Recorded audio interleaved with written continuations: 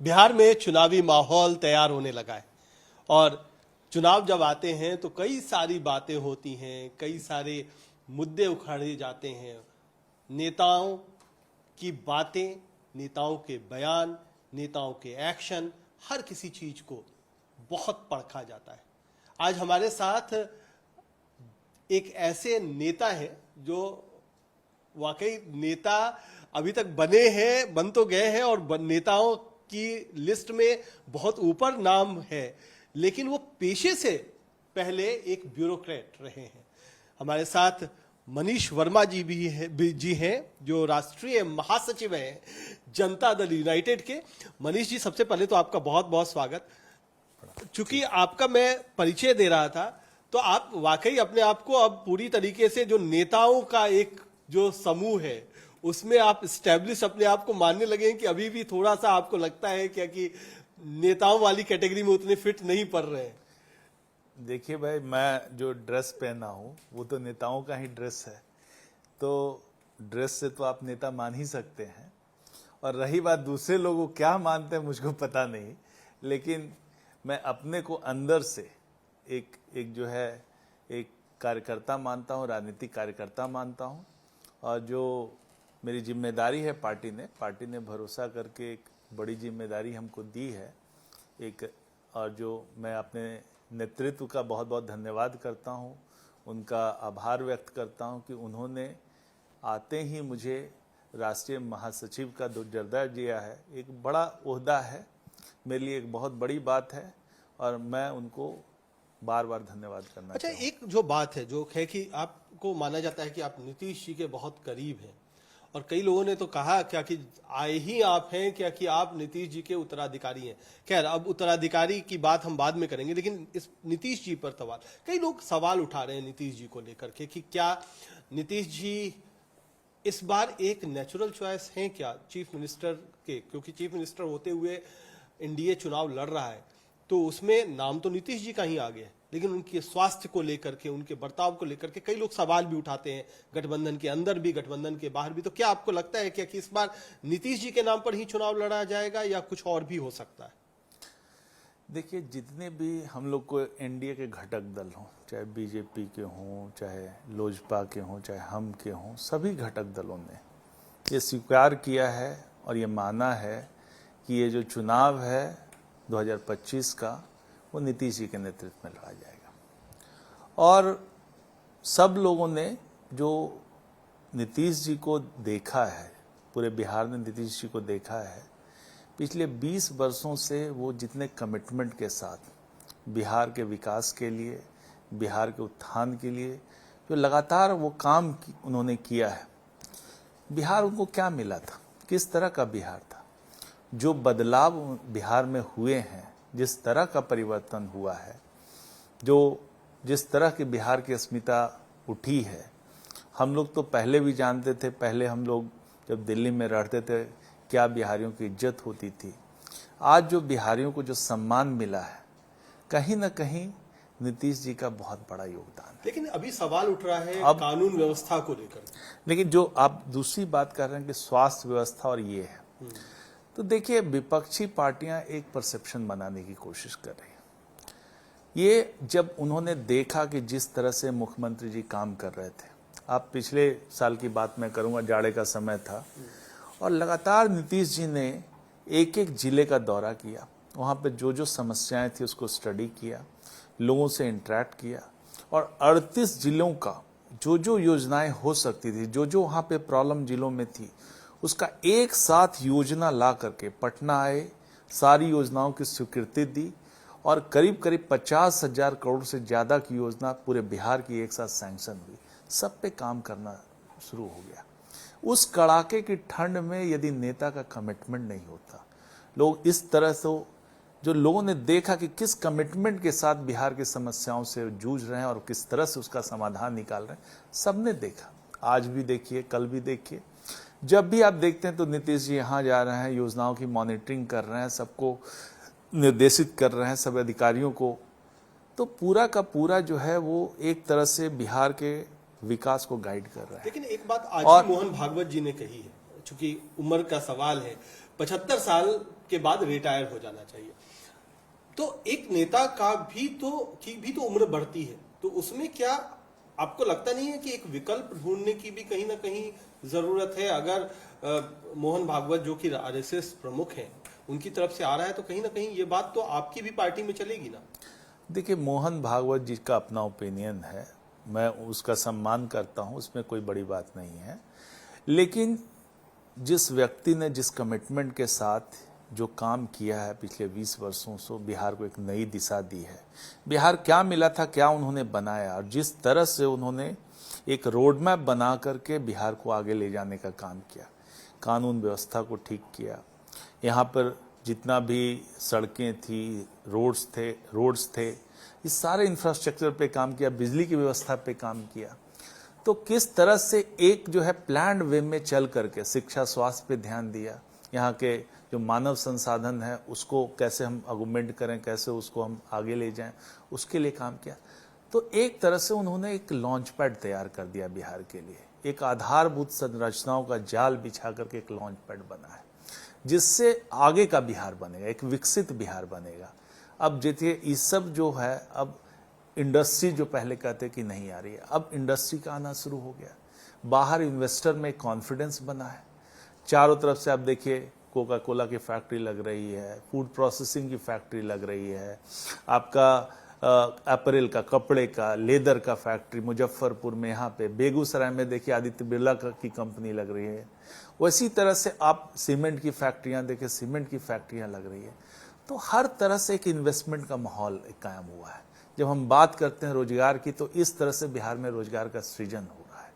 तो एक दिशा उन्होंने दी है बिहार को, एक रोड मैप बना के काम चल रहा है, उस पे काम चल रहा है। तो इसमें जो उनका जो विजन है बिहार के लिए, उसको जमीन पे उतारना जरूरी है। और जहां तक हम पहुंचे हैं, कई लोग क्लेम करते हैं पहले से कि इंडस्ट्री पहले क्यों नहीं लगी, तो पहले बिजली नहीं थी, कुछ नहीं था, सड़क नहीं, तो कहां से इंडस्ट्री आएगी? अच्छा, एक रोड मैप बना करके वो आगे बिहार को ले जा रहे हैं, जिसमें क्रमिक रूप से विकास होता है, उस पे कर रहे हैं, और आज रोजगार के सृजन हो रहा है। जो आपका गया में एक जो इंडस्ट्रियल जोन बन रहा है, 1 लाख रोजगार की संभावना है उसमें। लेकिन बात होती है कि आप, यानी जनता दल यूनाइटेड जब सत्ता में आई थी, तो सबसे बड़ा जो लोगों की उम्मीद थी वो था कानून व्यवस्था बहुत दुरुस्त होगी, क्योंकि लालू राज में जिस तरीके की कानून व्यवस्था थी।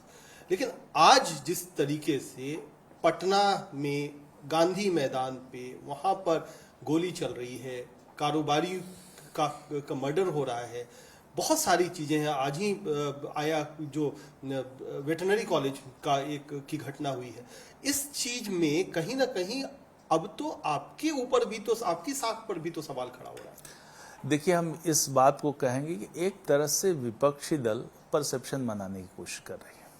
आप देखिएगा कि पिछले कई महीनों से वो लगातार एक बुलेटिन जारी करते हैं, जिसमें सारे जो जिले से जो क्राइम घटनाएं होती हैं उसको कंबाइल करके उसको उछाला जा रहा है। आप देखिए, जो घटना हुई, मैं भी मानता हूं, जो घटना गोपाल खेमका जी के साथ हुई वो बहुत दर्दनाक घटना है। हम लोग सब उसकी निंदा करते हैं और हम लोग उनके साथ हैं, उसके परिवार के साथ हैं। ये घटना नहीं होनी चाहिए, रात की ये घटना है। लेकिन जैसे पुलिस को पता चलता है, 2 दिन के भीतर जो उसमें इन्वॉल्व थे, जो उसके साथ जिसने क्राइम किया, सबको पकड़ा जाता है। जो शूटर थे, जिस पिस्टल से शूटिंग हुई, सब कुछ की रिकवरी हो जाती है, कैश रिकवरी हो जाती है, और एक तरह से उनको कानून के दायरे में सबकी अरेस्टिंग हो गई, उस पर जो काम हुआ।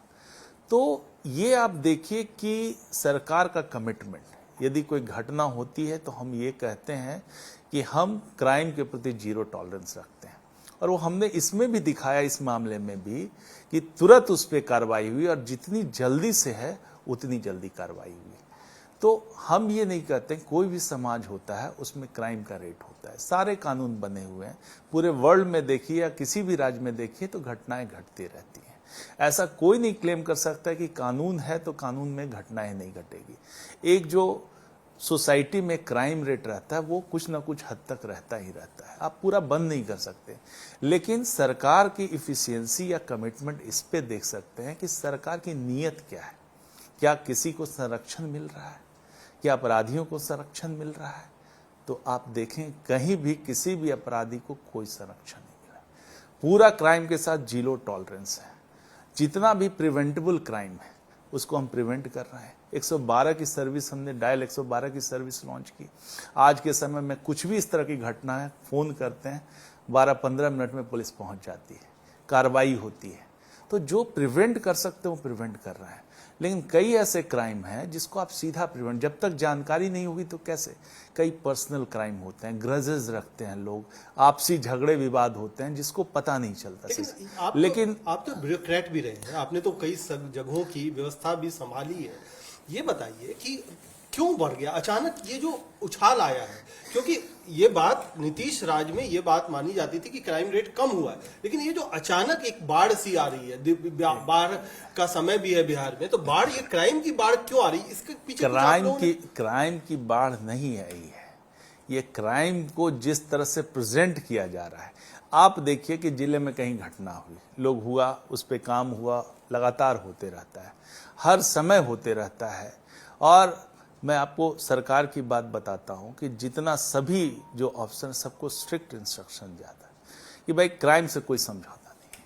तो इस पे जहां भी होगा उस पर कार्रवाई होगी। प्रिवेंशन है, सूचना मिलेगी, कार्रवाई होगी। तो हम आपको एकदम आश्वस्त करते हैं कि सरकार का पूरे क्राइम के प्रति जीरो टॉलरेंस है।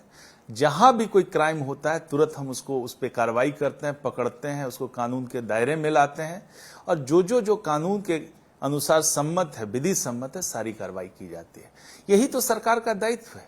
सरकार का दायित्व है जो आप ऐसा नहीं कि सारी चीजों को आप प्रिवेंट कर सकते हैं। कुछ प्रिवेंटेबल क्राइम होते हैं, आप जानते हैं, समझते हैं कि कौन क्राइम को प्रिवेंट किया जा सकता है, कौन क्राइम को आप प्रिवेंट नहीं कर सकते हैं, आप मिनिमाइज कर सकते हैं। कई क्राइम होने के बाद उस पर कार्रवाई होना मस्ट है। लेकिन सरकार की नीयत को देखना चाहिए। सरकार किसी भी संगठित अपराध में शामिल नहीं है। पूरा का पूरा जो है उस पर कार्रवाई की जाती है। संगठित अपराध खत्म हो गए बिहार से। आप देखिए जो इंडिविजुअल क्राइम है उसमें भी यदि तुरंत सूचना मिलती है, तुरंत कार्रवाई होती है। तो सरकार के इंटेंशन में कहाँ गड़बड़ी है? लेकिन जब ऐसे आप एक माहौल बनाने की कोशिश करते हैं, विपक्ष आजकल जो चुनाव हो रहा है, आप कह रहे हैं सर्ज आया है, ये परसेप्शन में सर्ज आया है, और सर्ज लाने के लिए बहुत मेहनत की गई है विपक्ष के द्वारा। लगातार इस मुद्दे को उछालना, लगातार इसको डिस्कस करना। तो आप कोई भी चीज को, एक क्राइम को आप डिस्कस करते हैं, बराबर डिस्कस करते हैं, तो एक भय का माहौल बनता है। और जो मैं कह रहा हूं, खास करके इस मुद्दे पर, जब बिहार में लोगों का कॉन्फिडेंस बढ़ा है, निवेश जब आना शुरू हो गया है, हर तरह से निवेश आ रहे हैं, बिहार में एक इंडस्ट्री का माहौल बन रहा है, उस समय से आप एक तरफ से जो परसेप्शन बना रहे हैं, तो मैं तो यही कहूंगा कि आप अपने राजनीतिक लाभ के लिए बिहार का भविष्य नहीं बर्बाद। अच्छा, एक और जो परसेप्शन बन रहा है, ये वो बन रहा है, ये जो विपक्ष उसको भी बहुत बड़ा मुद्दा बना रहा है। अभी 2 दिन पहले ही विपक्ष का एक पटना में पूरा रोड शो भी हुआ। वो था कि जो SIR चुनाव आयोग करवा रहा है उसको लेकर के। अब तो सीमांचल में बहुत ज्यादा सक्रिय भी रहे हैं कई सारे इलाकों में। लोगों में ये डर है, एक तो डर आप कह रहे हैं कि एक भय का माहौल क्राइम को लेकर बनाया जा रहा है। एक दूसरा जो भय है वो है क्या कि ये जो नागरिकता और जो चुनाव में वोट का अधिकार है ये ना छिन जाए। इसको लेकर के क्या आपकी पार्टी का को भी कोई ऑब्जेक्शन है, या आप अभी ठीक है, आप आश्वस्त हैं कि सब सही होगा? देखिए, ये पूरा का पूरा जो एक्सरसाइज है वो चुनाव आयोग के द्वारा किया जा रहा है। और चुनाव आयोग आप जानते हैं एक संवैधानिक संस्था है। समय समय पे वो ये सब काम, इंटेंसिव रिवीजन वो कराते रही है। जगह जगह पे हुआ, 2003 में बिहार में हुआ था, और उसके बाद से ये करना चाह रही है। तो चुनाव आयोग जो उसकी जिम्मेदारी है कि इलेक्टोरल रोल जो है पारदर्शी तरह से बने और स्वच्छता के साथ बने। जब उनको लगता है कि भाई कि इसमें और सुधार किया जा सकता है तो वह स्टेप लेती है। तो इस मामले में भी चुनाव आयोग ने किया है। हम उस पर पूरा विश्वास करते हैं चुनाव आयोग का पे, और हमें चूंकि संवैधानिक संस्था है उस पर बहुत क्वेश्चन मार्क नहीं करते। मैं हमेशा देखा हूं कि कई विपक्षी पार्टियां चुनाव आयोग पर बहुत तोहमत लगाई है। पहले भी आप देखिए ईवीएम के केस में कैसे चुनाव आयोग पे तोहमत लगा कि भाई ईवीएम गड़बड़ है ये। जब प्रमाणिक बात हुई तो कहीं से भी कुछ नहीं है, किसी कोर्ट में किसी ने प्रमाण नहीं दिया। अब आप ही देखिए कि विपक्षी पार्टियां ईवीएम पे जो आरोप लगाई, और उसी ईवीएम से अब आपकी कर्नाटका में सरकार बनती है, तो आप बड़े खुश होते हैं कि ईवीएम सब ठीक है। तो जिस समय आप जीतते हैं तो बड़ी अच्छी बात है, ईवीएम ठीक है, और जब खराब हो जाता तो सारा दोष ईवीएम पे मर दो। वही बात है कि अभी जो है एक भय का माहौल बनाने की कोशिश हो रही है। एक तरफ से क्राइम को लेकर भय के माहौल बनाने की कोशिश हो रही है, और दूसरी तरफ से देखेंगे कि इस तरह से लोगों के मन में डर का एक माहौल बना है, क्योंकि लोग परसेप्शन के साथ, लोगों के माइंड के साथ खेलना चाहते हैं कि किसी तरह से लोगों में भय का वातावरण बना दो, और इसी काम में विपक्षी पार्टियां लगी है। लेकिन हमें कहना है कि भाई आपको चुनाव आयोग के इंटेंशन पे संदेह नहीं करना चाहिए। ये पूर्णतः जो एडमिनिस्ट्रेटिव एक्शन है, और एडमिनिस्ट्रेशन का जो काम है वो अपनी तरह से कर रहा है। हम लोग को सहयोग करना है। हम लोगों ने अपने BLA को, बूथ लेवल जो एजेंट रहते हैं, उसको सबको कहा है कि जाकर के जनता से सहयोग कीजिए, उनके फॉर्म भरवाने में मदद कीजिए, जहां पे उनको यदि दिक्कत है उनको आप उसकी दिक्कत को दूर कीजिए। और पूरा प्रशासनिक तंत्र कैसे ये काम हो जाए स्वच्छता के साथ, इलेक्टोरल रोल सब बढ़िया से पारदर्शी तरीके से बने, कि बनना तो है जनता के सामने, सब लोगों के सामने, तो अच्छी तरह से बने। इसके लिए सब लोग, यदि पार्टियां सहयोग करती है तो अच्छा से होगा और चुनाव बढ़िया से होगा। अच्छा, हम चुनाव पे आते हैं। अब चुनावी रणनीति को लेकर के आपकी एक सहयोगी हैं चिराग पासवान साहब। पिछली बार आपकी पार्टी का बहुत उन्होंने नुकसान किया था, विधानसभा चुनाव लड़े थे। इस बार फिर कह रहे हैं कि चुनाव लड़ेंगे। अब सांसद हैं, मंत्री हैं केंद्र में, एक केंद्रीय मंत्री जाके विधानसभा चुनाव लड़ रहा है, तो इसको आपकी पार्टी किस तरीके से देखती है? क्योंकि जो आपका अनुभव रहा है 2020 विधानसभा चुनाव का, उसमें तो आपका और चिराग साहब का बड़ा अच्छा इक्वेशन नहीं था। तो अब आपको क्या लगता है, ये इसके पीछे भी कुछ अलग तरीके की कोई रणनीति है उनकी? देखिए, पिछली बार क्या हुआ क्या नहीं, मैं उस पर बहुत कमेंट नहीं करना चाहूँगा। क्या क्या उस समय की स्थितियाँ थी, किस समय क्या, किस तरह से कोई लोग किस तरह से रिएक्ट किए हैं, उस पर मैं बहुत जाना नहीं चाहूँगा। लेकिन इस बार का जब देखिए, जब चुनाव की बात हुई तो सब लोगों ने माना, एनडीए के सारे घटक दलों ने माना कि भाई कि नीतीश जी के नेतृत्व में चुनाव लड़ा जाएगा। और आप देखेंगे कि पूरा का पूरा चिराग पासवान जी भी कई मौक़ों पर वो बोल चुके हैं कि नीतीश जी के नेतृत्व में चुनाव लड़ा जाएगा, और कई बार उन्होंने कहा कि जो मुख्यमंत्री का चेहरा नीतीश कुमार जी है, ये इनके नेतृत्व में बिहार का विकास हो रहा है, और इन्हीं के नेतृत्व में उन्होंने नीतीश जी के नेतृत्व में आस्था जताई है। तो ये जो बात यहीं पे ख़त्म हो जानी चाहिए कि भाई कि चुनाव अब रहा व्यक्तिगत तौर पे कि वो चुनाव लड़ना चाहते नहीं, तो ये तो उनकी पार्टी का निर्णय है। यदि तो वो लड़ है आपको चिराग जी? हाँ, जब हम लोग साथ मिलकर लड़ रहे हैं, पूरी एकजुटता के साथ लड़ रहे हैं, तो भरोसे का सवाल ही कहाँ है। यहाँ पर कोई अविश्वास का सवाल ही पैदा नहीं होता। अविश्वास का काम विपक्ष का फैलाना है कि कैसे इनमें अविश्वास। लेकिन आपको मैं आश्वस्त करता हूँ कि जितने भी 5 घटक दल हैं, पूरी मजबूती के साथ, एकजुटता के साथ हम चुनाव में उतरेंगे और बहुत अच्छा प्रदर्शन और एक और आपके पुराने दोस्त थे प्रशांत किशोर साहब, उन्होंने भी आपकी पार्टी के लिए बहुत काम किया। अब चिराग जी के तरह नहीं किया, लेकिन दूसरी तरह से उन्होंने काम किया। आज वो भी आपके खिलाफ पूरा ताल ठोके हुए हैं। किस तरीके से देखते हैं? क्योंकि आप भी लगभग पिछले 1 साल में, जब आप, मुझे जहाँ तक याद है 9 जुलाई 2024 को आप बने थे राष्ट्रीय महासचिव, अब लगभग 1 साल हुआ है, आपने भी देखा है वो भी घूम रहे हैं पूरे बिहार में। कितना आपका खेल खराब करने वाले हैं प्रशांत किशोर? देखिए, आप जब प्रशांत किशोर जी की बात करते हैं, चुनावी रणनीतिकार रहे हैं वो, और जगह जगह पे उन्होंने रणनीतिकार का काम किया है। हालांकि दावे वो बहुत बड़े बड़े करते रहे हैं। मैं उनके दावों पे नहीं जाना चाहता हूं कि किस तरह का दावा उन्होंने किया और क्या उसका रिजल्ट हुआ। पूरा देश जानता है कि पिछले लोकसभा के विषय में उन्होंने क्या दावे किए, हिमाचल प्रदेश चुनाव के बारे में क्या दावे किए। हर जगह पे दावे करते हैं, कहीं पे सही कहीं पे गलत। तो उनका एक तरीका है, उनका एक माहौल बनाने का तरीका है। बड़े बड़े दावे करना ये उनकी आदतों में शुमार है। तो खैर, उनकी अपनी एक रणनीति है। अब चूंकि चुनाव के मैदान में आए हैं तो इस तरह के बयानबाजी वो करते रहेंगे, ऐसे दावे करें कि सब जगह पे। और पिछली बार की हम बात करें, जब आपके बाई इलेक्शन जब बिहार में हो रहा था 4 सीटों पे, दावा किया उन्होंने कि सब सीटें हम जीत रहे हैं, और बाद में आपने देखा कि कुछ सीटों पे उनको 2% का मत मिला। तो वो ये भी आप देखिए कि ये 2% का जो मत कुछ सीट पर मिला 2.7%, तो वो जो उनको जो वोट मिला है वो उनका है कि कैंडिडेट का है।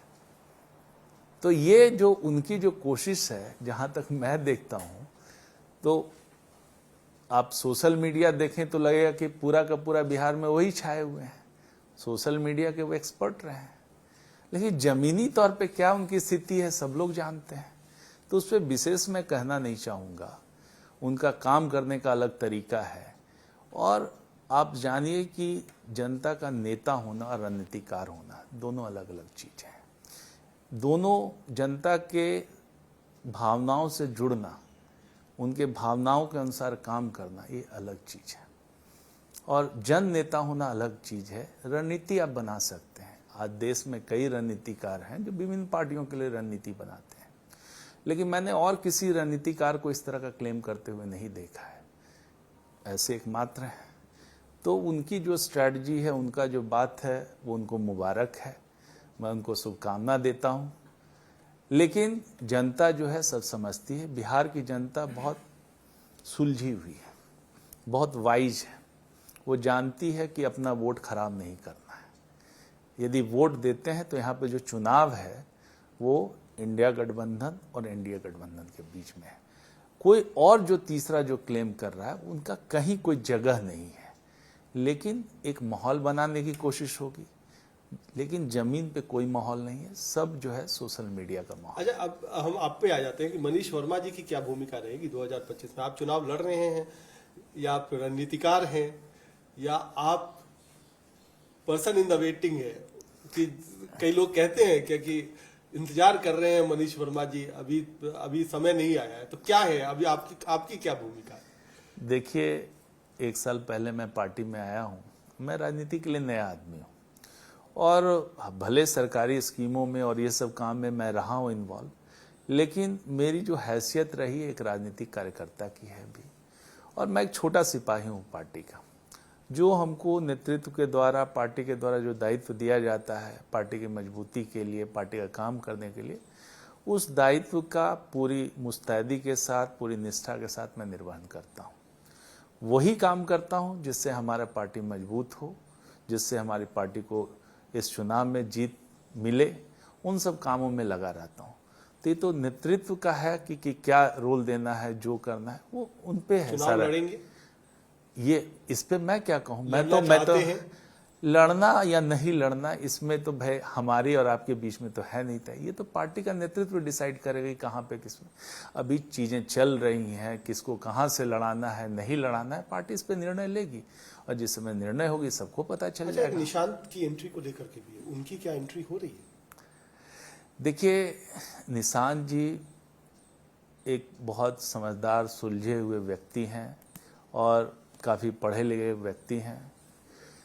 राजनीति में इस तरह के व्यक्तियों का स्वागत होना चाहिए, लेकिन वो कब आएंगे, क्या आएंगे, नहीं आएंगे, इसके बारे में सिर्फ निशांत जी कह सकते हैं।